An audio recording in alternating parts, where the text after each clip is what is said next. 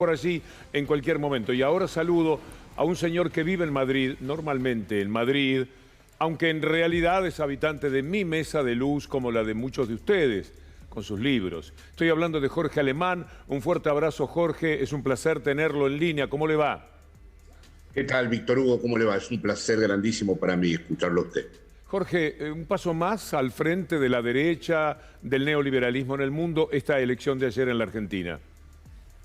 Sin duda, un paso más porque independientemente de las limitaciones, errores del gobierno, la pobreza estructural, el problema inflacionario, el problema de los precios, la ultraderecha es una agenda, no un partido. Y es una agenda que permea a todos los otros partidos. Haberle imputado, por ejemplo, en el caso argentino, los muertos de la pandemia al gobierno es un acto de ultraderecha, no es un acto democrático, rompe el pacto democrático. Así que la ultraderecha... Sí, ha dicho que es el primer intento totalitario dentro de las democracias, el neoliberalismo. Sí, es el primero, esa es su diferencia con los totalitarismos históricos, efectivamente. Es el primer intento de introducir en el interior mismo de la democracia un gobierno de las almas. Y por eso no pienso, y lo digo rápido, que solo sea un análisis suficiente el decir que fue por bronca el voto. Extraños caminos eligen para llevar a cabo sus fines, porque, por ejemplo, es muy mencionada la libertad. Sí, es una libertad que puede abrir un espacio, los cancela todos porque es la libertad del libre mercado. Y por eso precisamente yo no separaría la responsabilidad popular. Así como no se puede naturalizar ni la pobreza, ni invisibilizar el hambre, también es cierto que hay que dar cuenta de un nuevo fenómeno ideológico, que esa bronca fue canalizada a través de partidos de derecha. Podría entender la bronca cuando se votó por partidos de la izquierda, la decepción frente al gobierno. Ahora, votar a negacionistas, a defensores de las dictaduras, a un fascista que va a estar en el Parlamento, implica que entonces se analice esa bronca no solo como un descuido del gobierno, sino como un factor de la ideología dominante que está impregnando el nuevo tejido social de la Argentina. Estamos hablando de libertad más odio, Jorge. Me parece que esa es la perfecta ecuación. Esa es la libertad del odio, porque es ingrato que frente al esfuerzo que hizo el gobierno, más allá de sus limitaciones, con la pandemia, la misma haya sido traducida en los términos que fue traducido. Tiene que haber habido bastante odio, y ese odio ha sido promovido todo el tiempo, porque hay una alianza entre ultraderecha y la pulsión de muerte, por todos los medios de formación de masa de las derechas mediáticas argentinas. Hablando de masas, ¿qué rol le asigna al periodismo, a los medios de comunicación en torno a las masas? Bueno, la palabra masa la diferencia de pueblo. El pueblo articula diferencias en relación a una causa común. La masa se homogeneiza precisamente en relación al odio. Y la verdad es que hay que reconocer una eficacia en el odio, en el aglutinamiento de la masa. Vaya si la ha tenido. Hasta el punto de que el factor pandemia no fue considerado políticamente. Las vidas que han sido salvadas no han contado. Sí, complete la idea, Jorge, sí. No, la despolitización es un efecto definitivo del trabajo de las ultraderechas. Una cosa muy preocupante es que cuando uno mira lo que pasa en España, un hecho que usted conoce, bueno, usted conoce en realidad por su capacidad de observación lo que pasa en todos los países, es que se empieza con formas de odio que están vinculadas a fobias comunes, conocidas, la fobia, por ejemplo, al extranjero. Pero esas fobias se están trasladando también hacia el interior de los países. Por ejemplo, fobia a quienes son pobres.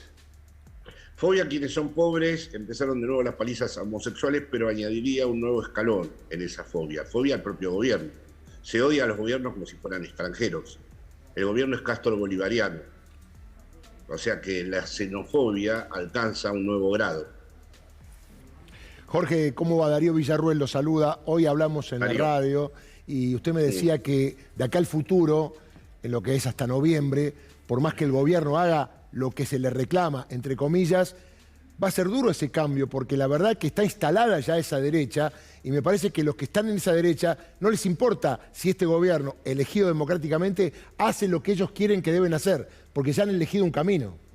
No hay más pacto democrático, no hay más dialéctica entre la oposición y el oficialismo, eso implicaba un reconocimiento mutuo que estalló.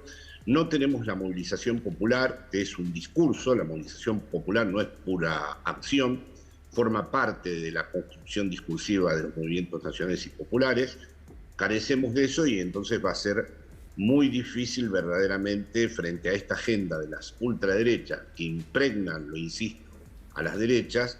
Va a ser muy difícil trabajar, pero no hay más remedio que por nuestro legado histórico, por los pobres que hay, por la memoria que nos trabaja, tenemos que seguir insistiendo. Pero lo veo difícil con respecto a noviembre, porque tendría que haber un cambio en la sensibilidad popular. Claro. Yo nunca he comprado la idea, bueno, comprado es una palabra que no suelo utilizar, me está contagiando un poco la Argentina televisiva. No he sido nunca partidario de la idea de que los pueblos nunca se equivocan. A veces se equivocan. Y creo en la responsabilidad popular. Y por lo tanto, si bien reconozco la autenticidad de esa bronca, por lo innegable del hambre, de la pobreza, de la inflación, de los precios, también responsabilizo a los sectores que a través de esa bronca le han dado de nuevo alas a la derecha y a la ultraderecha. Usted ha escrito, Jorge Alemán, que el capitalismo, su gran éxito, es haber captado la subjetividad de la gente. ¿También se han quedado con el corazón ahora? Bueno, cuando decía subjetividad, lo decía en un sentido amplio, ¿no? Porque es como más bien producirla, no es que captan una subjetividad que ya está ahí, sino que la reformatean, la reproducen, ¿no?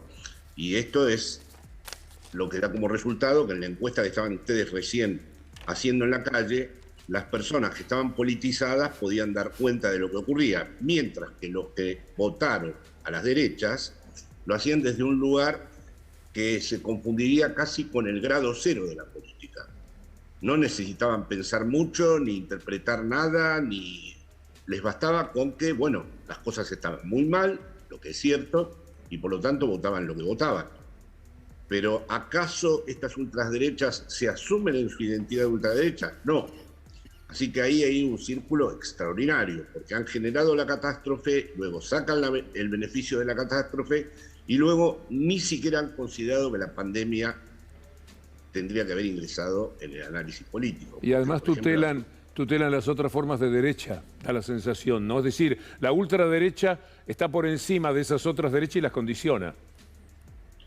Absolutamente, el paso de imputarle al gobierno a los muertos, como dije antes, ni la ultraderecha española, que últimamente está haciendo verdaderos desastres, se ha atrevido. Es decir, hay neoliberalismos de alta intensidad y otros de baja intensidad.